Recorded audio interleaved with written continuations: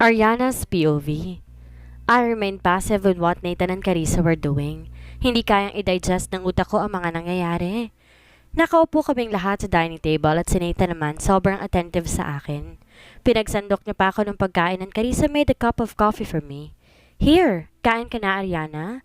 Sabi agad ni Nathan pagkatapos niya maglagay ng mga pagkain sa plato ko. Napatingin na lang ako sa plato ko at walang nagawa. Hindi ko ito inaasahan ko reaksyon kay Carissa. Mukhang wala siyang pakialam at yun ang kinatatakot ko. Napansin yata ni Nathan nakatitig lang ako sa plato ko, kaya nagtanong ulit siya sa akin. Ayaw mo ba ng pagkain? Anong gusto mo? Natatarantang tanong niya. Tumingin din sa akin si Carissa na parang nag-aalala o baka nag-iisip ko ng pagkain na gusto kong kainin. Hindi ako sumagot, pero tumayo si Nathan at binuksan ang ref. Teka, magluto ako. Ano bang gusto mo? He looks tensed at para bang takot at takot na baka ma-disappoint ko siya. Tumayo na rin si Carissa. Naiwan si Chloe mag-isa para kumain ng pagkain niya. Nakatingin na rin siya sa fridge, naghahanap ng mailuluto para sa akin. Gusto mo ba ng fried chicken? I saw you eating fried chicken nung nasa restaurant tayo. Tanong ni Carissa habang humihila ng plastic na may lamang manok. Lalo ko naguluhan. Ano bang nangyayari sa kanila? Kung ginagawa nila to para makabawi sa akin, hindi ba nila naiisip na huli na sila para doon?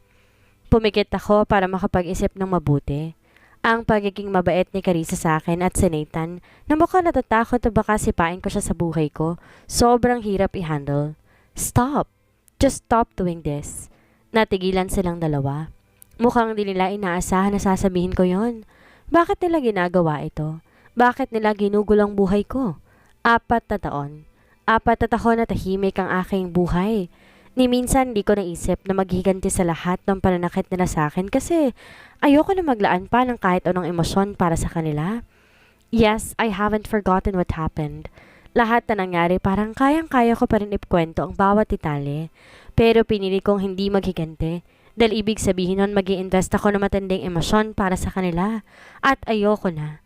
Pero ngayong nandito na sila parang gusto nilang pagbayaran lahat ng sakit at duha dahil sa kanila. Imbes na mapatawad ko sila, lalo nila akong ginagalit. I cannot take this. Mas gugustuhin ko pang araw-araw kami mag-away at magkasakitan kaysa magpakita sila ng kabaitan sa akin. Kasi kahit anong gawin nila, hindi na magbabago pa ang mga nangyari. Wala na si Angela at kahit kailan hindi ko na siya makikita pa. Bumalik sila sa kanilang upuan. Okay, sorry pero kumain ka na, Nathan said, trying to sound happy. Alam ko nasaktan ko na naman siya, but I just couldn't help it. Hinila ko ang plato ko at tagpa siyang kumain na lang ng tahimik. Gutom na rin naman na ako at baka mamaya ay magsumbong pa silang dalawa kay Gerald. I don't want him to worry about me. Ariana, may pupuntahan pala tayo ngayon, Nathan said. Napakunot naman ako ng noo. Wala naman kaming usapan na may pupuntahan kami or kung gusto kong sumama sa kanila. Ayan na naman. He is deciding for me na naman. Sinong may sabing sasama ako sa'yo? Malamig kong sabi. Ariana, kasama rin si Gerald at Kayron. Isasabay ka na namin, sabi ni Carissa. At sino may sabing gusto kong makasama ka sa iisang sasakyan?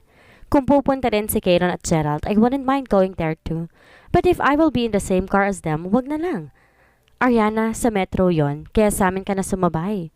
Nathan added. So pinagtutulungan niyo ako, ganon. Umiling ako at nag-smirk. So nasa akin na ang kotse ko. Hindi ko lang laging nagagamit dahil malapit lang naman ang trabaho ko dito. But it's a long drive. Hindi ka sanay mag-drive ng matagal. I laughed sarcastically. Akala niya siguro ganon pa rin ako kahina. Sino nagsabi sa'yo na hindi ko kaya? Nagbago na ako? Kahit kano pa kalayo yan, kayang-kaya kong i-drive. I said pero mukhang hindi papatalo sa Nathan. Alam ko ipipilit niya pa rin ang gusto niya. But shit all the gods. Ayokong manatili sa isang lugar. Kasama siya. Ayoko. Kung kailangan ko siyang inisin para lumayo siya sa akin, then so be it. I don't want to risk my heart again. Not to him. Bakit Nathan, wala ka bang tiwala sa akin? Gerald taught me well. Driving is just a walk in the park. Ariana, don't be stubborn and childish. I am not stubborn. And I am not childish. I have grown. Nakakainis. Hanggang kailan niya ipapamukha sa akin na mahina ako? Nakita ko kung paano niyang pagkatiwalaan si Carissa sa pagmamaneho at kung paano niya to tinuturing na matured. Pero ako para akong isang bata kung ituring niya. Sweetheart, it's not. Matigas akong tumayo at lumabas ng kusina. Gustong gusto ko siyang sigawan kaso iniisip ko pa rin na nanonood sa amin si Chloe. Tama na yung minsang nagwala ako na nakaharap ang mga bata. Kaso ang nakakainis, sinundan pa ako ni Nathan. Maaari mo bang subukang maging matured man lang? Matured? Gusto mo maging matured ako? Bakit hindi pa ba? And could you please stop calling me sweetheart?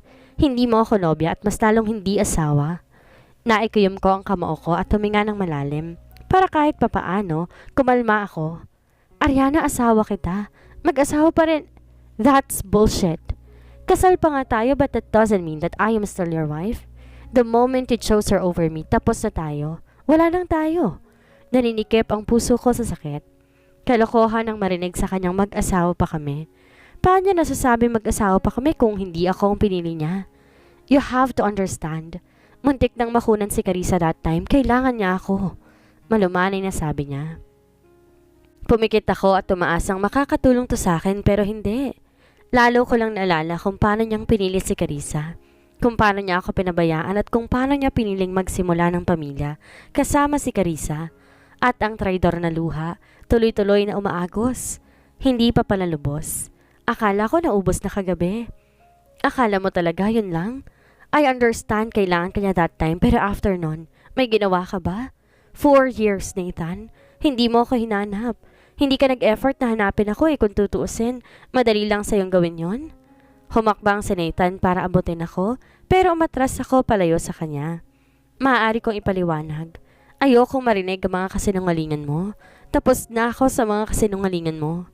Tinaas ko yung kamay ko, senyales sa tumigil na siya. I can't handle another set of lies. Tama na. Baka pag nakarinig ako ng ibang kasinungalingan ay kung ano pang magawa ko. Ariana, iniwan mo ko. No, please. Tumigil ka dyan. Pinunasan ko yung luha ko at bumuntong hininga ko. Nathan, bumalik ako. Nalaglag ang kanyang panga na magsimulang lumitaw ang pagkabigla sa kanyang mukha. Bumalik ako 2 linggo bago ko isilang si Kairon. I paused and I had to breathe kasi pakiramdam ko mauubusan ako ng hangin sa sobrang pag-iyak ko. What? No, pakinggan mo muna ako. Bumalik ako sa bahay mo. That time handa na naman akong patawarin ka at maging tanga. Ganon kita kamahal? Ariana, tinawag niya ang pangalan ko na para nagsusumamong pakinggan ko siya. Umiling ako. Pero nakita kita. Nakita kitang kasama ni Carissa palabas ng kotse mo. I think you came from shopping kasi marami kayong dalang supot. Sobrang sakit na makita kang kasama siya at tila masaya. Sobrang sakit. Sakit na hindi kayang tiisin. Na kahit matagal lang tapos, parang matalim na kutsilyo pa rin na sumasaksak sa puso ko. But you know what? Tanga na akong tanga. Pero lumapit pa rin ako sa inyo at narinig kita. Narinig ko sinabi mo kung gaano mo gustong makita at mahawakan ang iyong bagong silang na anak. Gaano ka kasabik? At doon na ako nawalan ng pag-asa. Masaya ka na. Ano pa bang silbi ko kung babalik ako? Guguluhin ko lang kay ni Carissa? I cried and cried, not minding Carissa and Chloe na nasa kusina lang. Masakit pa rin. Sobrang sakit pa rin kahit ang tagal na. Nathan remained standing pero alam kong umiiyak din siya dahil naririnig ko ang pagsinghot niya. After a few minutes, lumapit siya sa akin at lumuhod sa harapan ko. Nakaupo ako sa sofa sa sobrang panghihina, kaya halos magkapantay ang mukha namin. Hinawakan niya ang mukha ko, pero nasa ng mga luha ko. Di na ako nakapalag. Hinang-hina na ako at wala na akong sapat na lakas para umiwas pa. Please, Ariana, give me a chance to explain myself. Huling beses na to. Sumama ka sa akin? Sabi nito habang umiiyak. Hindi ko hihilingin na piliin mo ko o manatili sa kasal na to. Basta after this, bahala ka na. Hayaan mo lang ako makasama ka at ang anak natin ng ilang araw. O baka pagkatapos ito, malay mo hindi ka na masaktan. Makakalaya ka na. At kahit masakit, maybe you will find yourself finally moved on. Is he worth it? Anong mapapala ko kung hahayaan ko siya? Will I get to forgive him and stay in this marriage? That's impossible. Parehas kami may sariling buhay. I have Gerald, he has Carissa. But his idea of moving on and letting go of the pain sounds good to me. Perhaps this will lead to closure, to end every pain that we've incurred to each other, and to finally be happy. Please, Ariana? Napatingin ako sa kanya at pasimpleng tumango. Kung ito lang paraan para tapusin ang lahat, then let it be. Ariana's POV. Pagkatapos ng 2 oras ng dramatikong eksenang iyon na meron kami, natuloy na rin kami sa pupuntahan namin. But still, I insisted in driving my car. Ang kaso lang di talaga ako pinayagan ni Nathan mag-isa. He said that he'll be with me at yun lang lalong nagpabad trip sa kanya. Sinabi ko sa kanya, kaya ko mag-isa kung sa metro lang naman ang punta, pero nagpumilit pa rin na sasamahan niya ako. At nang tanongin ko siya tungkol kay Carissa, nagkibit balikat lang siya at agad pumunta sa shotgun seat. Napatingin ako kay Carissa na naghihintay, nasa mimangot siya o magalit, pero ngumiti lang siya sa akin. Just, what the? Ang gulo ng mga utak nila at pati utak ko, lalong nagugulo sa kanila. So ayun, ang kinalabasan sa akin nga sumakay si Nathan. Tahimik lang akong nagmamaneho, samantalang si Nathan naman na nagsasabi ng mga kwento tungkol sa mga kaibigan ko. Kababalik din lang daw ng bansa ni Jack. Kirill is already married with a daughter, and Glenda is now married too. And that makes me curious more. Kung makapagsalita kasi siya, parang close siya sa mga kaibigan ko. At hindi ko maiwasan na magtampo kasi paano nila nagawang patawarin si Nathan, samantalang sila mismo nakita nila kung paano ako sinaktan ng taong ito. Napakarami ng tanong na bumubuo sa isipan ko. Gusto kong magtanong sa kanya kung anong nangyari sa panahong wala ako, pero natatakot ako na malaman na naging maganda ang buhay niya. Selfish man kung iisipin, pero ang sakit para sa akin na naging masaya siya na wala ako. After 2 hours of driving, napansin ko na tahimik si Nathan. Nakatingin lang to sa bintana. Mula kanina ngayon lang siya natahimik. Napagod na siguro magkwento kasi wala man lang akong reaksyon. Nakokonsensya naman ako. Sa totoo lang nakikita ko naman siya na nag-e-effort. Pero naguguluhan pa rin ako. Imposible kasi na may balak pa siyang makipagbalikan sa akin. Nagsasama na sila ni Carissa at kung tutuusin, kasal na lang ang kulang sa kanila. Nathan? Tawag ko sa kanya at mabilis siyang napalingon sa akin. May kailangan ka? Nakangiting tanong niya. See that? Kanina ko pa siya hindi pinapansin pero isang tawag ko lang, sasagutin na niya ako. Ano bang gagawin ko sa'yo, Nathan? Wala, but I just want to know kung anong plano after we get the annulment. Tanong ko pero nakita ko kung paano napawi ang ngiti niya pagkasabi ko na salitang annulment. Hindi ko talaga alam. Sabi niya habang nakatingin sa dashboard. Bahagya akong natawa. Siguro nahihiya siyang pag-usapan ang plano nila ni Carissa. You should plan now. Ikakasal na kami ni Gerald sa oras na ma-annul na tayo. I said trying to sound excited. Hindi ko alam kung bakit pero parang hindi ko naiisip yun ngayon. Si Kieron, he said. Nakatingin ako sa kanya at kumunot ang noo ko. Ano namang tungkol sa kanya? Anong tawag niya kay Gerald? Tumingin siya sa akin pero ako naman ang nag-iwas ng tingin. Tito, yun ang tawag niya? Nakita ko sa peripheral view ko nang umiti siya. Pwede ba niya akong tawaging Daddy? Tanungin mo siya kung gusto niya. Si Gerald nga na lagi niyang kasama hindi niya tinatawag na Daddy. Ikaw pa kaya? Lie. Noong isang araw, sinabi sa akin ni Kieron na alam niyang si Nathan ang kanyang ama. Tinanong niya ako kung pwede ba siyang tawaging Daddy. Pero nung di ako sumagot, naisip niya lang na baka ayaw kong tawagin siya ni Nathan na Daddy. Mukha nasaktan si Nathan sa nasabi ko, pero nagawa pa niyang ngumiti, kahit alam kong pilit lang. I know, kasalanan ko naman. But Kieron is a good boy. Lapitan mo lang siya, makukuha mo rin ang loob niya. I told him reassuringly. Sana nga, I've been wanting to spend time with him, kaso ayaw niyang lumapit. Tiyaga lang. Don't worry, I'll talk to him. He smiled at me and muttered thanks. Ang bilis ng panahon. Last na nahawakan ko siya, baby pa siya. Bulong niya, at halos hindi ko naintindihan ang sinabi niya. Ano yon? Baby? Sino? Umiling siya at tumalikod para abutin na isang plastic bag sa backseat. Pinabayaan ko na lang naman na. Sigurado nagsisisi siya na wala siyang pagkakataong makasama si Kieron mula nang siya ay ipinanganak. Gutom ka na ba? Tanong niya nang tuluyang tinapos ang usapan namin tungkol kay Kieron. Yup, pero hindi pa naman gaano. May kinuha siya sa plastic bag at nakita ko, sandwich na yun ito. Siguro yung ginagawa niya kanina bago kami umalis. Ito, chicken sandwich. He offered but I just shook my head. Di rin naman ako makakakain ng maayos. I'm driving. But he unwrapped the sandwich at saka niya akmang isusubo sa akin. Anong ginagawa mo? Awkward na tanong ko. Hindi ako sanay na ganito siya at di ko inaasahan na gagawin niya to para sa akin. Ibig kong sabihin, kahit kasi noon hindi siya ganito. Sanay siya na ako nagsisilbi sa kanya or nag-aalaga at hindi siya. Come on babe, kagat na. Huwag ka nang mahiya. He is grinning. Hindi ako nahihiya. Hindi pa talaga ako gutom. Mulalas ko, pero natawa na lang siya sa reaksyon ko. Sinabi mo na kanina gutom ka, pero di nahihiya ka nga. He said, tsaka nilayo sa akin ang sandwich, tsaka iiling-iling na nakangisi. Mukhang masarap nga ang sandwich and shit, chicken sandwich ang paborito ko. Naglalaway na ako. I swallowed many times para lang mawala na lang yung paglalaway ko sa sandwich. Kasang walang hiya, kinain yung sandwich na hawak niya at bahagyang humarap pa sa akin. Nakita ko sa peripheral view ko kung paano niya kinakain ng sandwich na parang sarap na sarap. Ilang sandali pa may naiwan na spread sa gilid ng labi nito and all crazy creatures. Sexy niyang dinilaan ang kalat at pinunasan ng ilan nito gamit ang daliri niya. Pero kalaunan, dinilaan din niya ang daliri niya. Kinuha niyang bote ng tubig sa dashboard at uminom ng tubig dito. Bahagya pa ngang nagkalik ang tubig while he was drinking and it rolled down to his neck. He looked so sexy doing it. Feeling ko pati yung tubig masarap ding inumin. Yung totoo, Ariana, alin na nakakatakam? Yung labi niya, yung sandwich, or yung tubig? Shut up, brain! Mahalay ka! I groaned inside.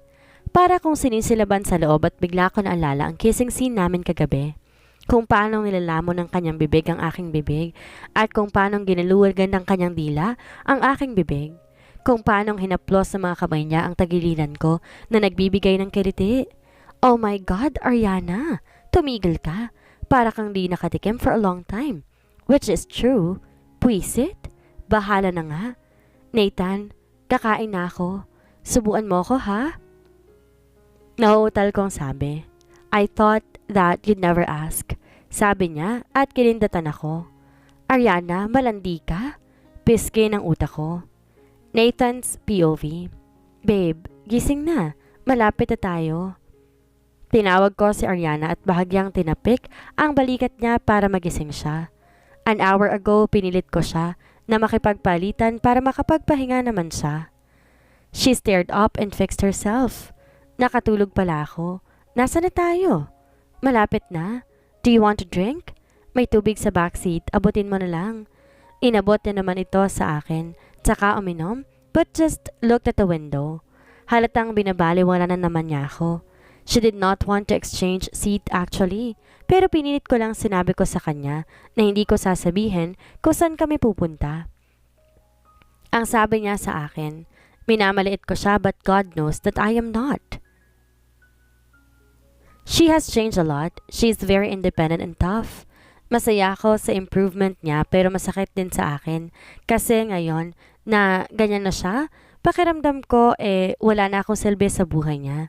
Before, she was very independent to me and I liked that. Pakiramdam ko kasi noon, hindi niya kaya na wala ako pero sinayang ko yun. Kailangan ko siya? Life without her is a pained wretchedness. Pero sino ba naman ako para magreklamo? I've hurt her to devastation whether I liked it or not. After a few minutes, napansin niya ata na pamilyar ang daan na tinatahak namin. Pumunta tayo sa bahay mo, di ba? Tanong niya. Napangiti ako na mapait. Hindi ko to bahay, babe. We're going home. She rolled her eyes and hissed. Whatever. When we finally arrived home, diretso kong pinasok ang sasakyan sa garahe. I saw how she looked around the house. Wala pa rin palang nagbago. Halos pabulong na sabi niya pero narinig ko naman ng malinaw. May nabago? I paused as I saw her turn her gaze on me. Nawala ka dito. Malaking pagbabago yon. Napatingin ako sa kanya at napansin ko ang biglaang pagbabago ng emosyon na makikita sa mga mata niya. Loko-loko ba ako kung sasabihin ko na parehas kami ng nararamdaman ngayon? Na kailangan siya sa lugar na to. Na ang lugar na to ay isang ganap na kakaibang lugar kung wala siya. At ang buhay na ito ay isang hindi tahanan kung wala siya. We stared at each other, perhaps kung magtatagal o mananatili siya. Sobrang saya ko na. Mommy? Napatingin kaming dalawa sa pintuan at nakita namin si Kayron na nakatayo doon. Agad naman siyang tumakbo papunta kay Ariana at saka yumakap. I miss you, Mom. Sabi nito habang nakayakap sa kanya. Ang ganda ng eksena. Mahal talaga nila ang isa't isa. Sana lang makasali din ako sa kanila. Nakatingin lang sa akin si Ariana habang karga-karga niya si Kayron at di ko maalis ang tingin ko sa kanya. Sa kanila? I miss you too. Sabi niya pero nasa akin ang mga mata niya. Again, tanga ba naman akong isipin na sinabi niya sa akin ng mga katagang yon? Pero tanga yata talaga ako kasi wala pang isang minuto pagkatapos noon, lumabas si Gerald at saka lumapit sa mag-ina ko. Gerald! Di ko sigurado kung nag-aalangan si Ariana na makita si Gerald kasi nagpalipat-lipat ang tingin niya sa aming dalawa ni Gerald. Gusto kong isipin na ayaw niya tong makita pero hindi eh. Mali na naman ako. I missed you. Come and give me a hug. Agad ibinaba ni Ariana si Kayron at tumakbang papalapit kay Gerald, whose arms are wide open for her. Matamis na ngumiti si Ariana kay Gerald at sinabi na miss din niya ito. At bago ko pa sila makitang magkayakap at sabihin kung gaano nila kamahal ang isa't isa, pumasok na ako ng bahay. Kailangan ko ipikit ang aking mga mata at pilit na ngumiti para itago ang sakit. Ang sakit? Sobrang sakit. Ariana's POV. Nakita ko yon. Nakita ko kung gaano siya kasaya na nandito na ako. Nakita ko kung gaano niya kagustong makasama kami ni Kayron sa yakap namin. At nakita ko kung gaano siya nasakta na makita kong sinasabi ko kung gaano ko kami si Gerald. Lumingon siya bago pa man ako niyakap ni Gerald. Nasaktan siya. Alam ko nasaktan siya, pero hindi ko pwedeng pabayaan ang mga plano ko. Nandito kami para ayusin at tapusin ang lahat at di para magsimula ng panibago. Pero bakit kahit anong pilit ko sa sarili ko na wag maawa sa kanya, ay hindi ko magawa? Nasasaktan din akong makita siyang nasasaktan, and it's frustrating. Kanina ka patahimik. Something's wrong? Tanong ni Gerald, nakatabi ko lang dito sa patio. Umiling ako at saka ngumiti. Wala. Gusto ko lang umuwi kasama kayo ni Kayron. Pero hindi pa tayo uuwi. Medyo matatagalan ka rito. Ha? What do you mean? I mean, kayo ni Kayron. Dito muna kayo kay Nathan for few days. Sabi niya na ikina-alarm ako. No, I can't stay here. Hindi po pwede. Lalo pat alam kong iiwan kami ni Gerald dito. I can't live with Nathan and Alisa. Hindi. Ayoko. No. You know I won't like that idea. Gerald, you know I don't like to live here. Magugulo lang lahat. Please, no? I said pleadingly. Gumisi siya at ininom ang kanyang juice na inihain ni Nerissa kanina. Paano magugulo? Ariana, trust me. Maayos ang lahat pagkatapos nito. At para malaman mo na rin kung mahal mo pa siya o hindi na. Napabuntong hininga ko. Gerald, alam mo, mahal kita. I can't believe that he is saying this to me now. But that doesn't answer the question if you still love him or not. And that hit me. No, don't answer me yet. Pagkatapos ito, saka mo ibibigay ang sagot mo, okay? I sighed, pero sa totoo lang, nanginginig ako. Alam ko sa puso ko, mahal ko si Gerald. Sino ba naman ang hindi magmamahal sa kanya? Pero ang tanong, kung mahal ko pa ba si Nathan or hindi? God! Gusto ko nang samparin ang sarili ko because I cannot answer that anymore. Siguro kung tinanong niya ako noon, masasabi kong hindi na. But now? Bakit nagulo na? And Carissa? Kung dito kami titira ni Kayron, para nagkabaliktad na kami ng sitwasyon ni Carissa. Siya na ang reyna ng bahay na to, hindi na ako. Gerald, Carissa, and her daughter are here too. Ako na lang sasabihin ng mga bata. Ayoko mabuhay sa confusion ng mga bata. Sino nagsabing dito sila titira? Sabi ni Gerald. Don't tell me. Aalis sila dahil dito kami ngayon ni Kayron. Gerald, hindi ako ganun kasama. I know. Tsaka hindi naman nila kailangan umalis. He paused and I'm telling you, lalo ko naguguluhan sa mga sinasabi niya.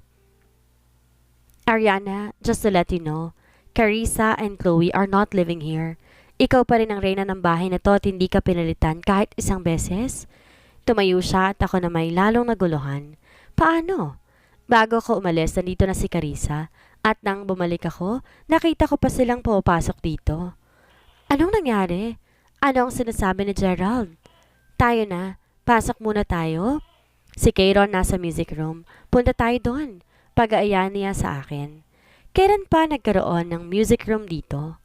Anong... Yes, Ariana. May music room ka na dito. Matagal na. Sabi niya. At tinawakan ng braso ko at hinila ko ng bahagya. Para sumunod sa kanya. Alam niya sigurong hindi pa ako nakaka-recover sa mga nalaman ko. Hindi man lang ako nakapag-react ng maayos. Gerald, I don't understand what's happening. I finally said. Bakit nilagyan ni Nathan ng music room ang bahay? Kahit kailan hindi ko nabanggit sa kanya na gusto ko ng music room, and he opposed Angela's request before to have musical instruments. Baby, si Nathan ang asawa ko. Dapat alam mo na sa ngayon kung ano ang kanyang kayang gawin, sabi niya habang inaakay niya ako sa daan. Hindi pa rin malinaw ang lahat. Nang sabihin at gawin ni Gerald ay lalo pa nakakapagpagulo sa isipan ko. Dagdag pa na parang alam na alam ni Gerald ang pasikot-sikot sa bahay. Parang sanay na siya. Huminto nga kami sa tapat ng isang room.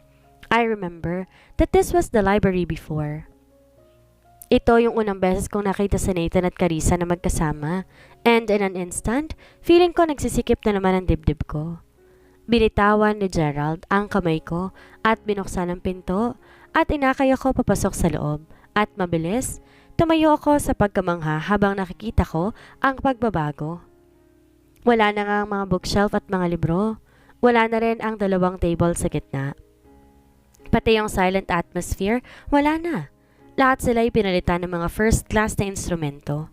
I bet lahat ng ito'y mahal. May mga speaker, amplifier, microphones and songbooks ang nasa table sa gilid. May sofa pa rin pero sa tingin ko para lang pagpahingahan. May nakita din akong maliit na recording studio na itinayo sa kaliwang bahagi. Diyos ko, ito talaga ang music studio na gusto namin ni Angela. Paano? Paano niya nalaman to? Hindi ka nakapagsalita. Gerald said, and it's true, wala akong masabi. Narinig ko siyang tumawa at naglakad siya patungo sa set ng mga gitara. I guess I have to be ready to raise the white flag. He mumbled and unfortunately, dahil pakiramdam ko ay lumulutang na ako sa dami ng surprise. Hindi ko narinig yung sinabi niya. Ano nga ba ang plano ni Gerald at ni Nathan? Bakit kinilangan bumalik ni Ariana sa dati nilang bahay ni Nathan? Yan ang ating aalamin sa susunod nating kabanata.